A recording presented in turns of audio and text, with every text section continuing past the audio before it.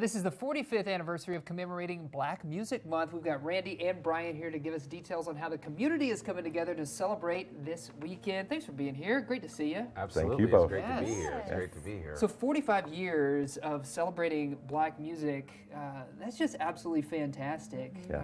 So the community's coming together for a big event. What are the details? What do we need to know about that? Yeah, so the NWA Black Music Month celebration is kind of a launching off point on top of this acknowledgement of Black music in the country.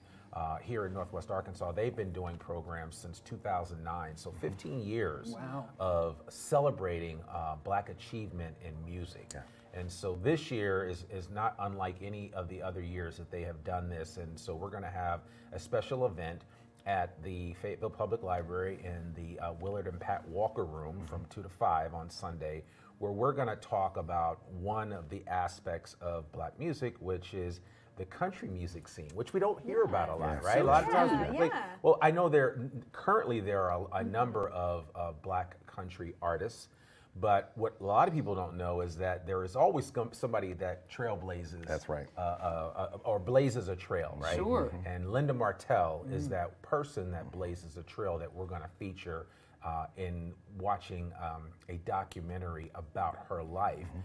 Put on by her granddaughter, and so it's an amazing event because there's a first for everything, and Linda Martell was the first Black woman to perform at the Grand Ole Opry. Wow. And it was a big deal because this was back in the '60s. Wow, when yeah, there were of course. Confederate flags Yeah, hanging yeah. in the banners there at the Grand Ole Opry, and it was just a different time. Yeah, sure. And she literally blazed a trail, and so when people hear Beyonce now, it's like, oh, Yeah. okay, we're just getting into country music. It's like, no. It's been a thing for a while. It's been a thing for a long time. Yeah, and I mean that brings you into the conversation as well, Brian, because you're teaching classes at the university about the history of Black music. So fill us in a little bit. I know you did one Definitely. recently on Beyonce and Cowboy Carter. And all Yeah, that. so it was an exciting time to be teaching music and music history.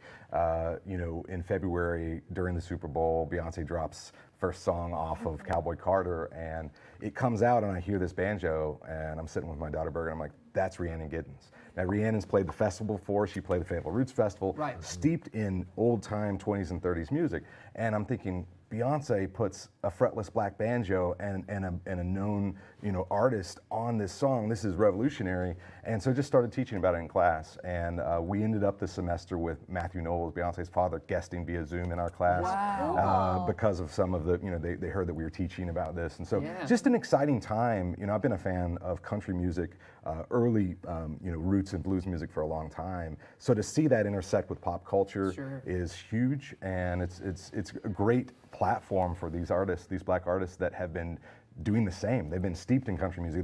They're not following Beyonce. They were here, Right. and now they have their chance to shine. For your students in your class, what was it like?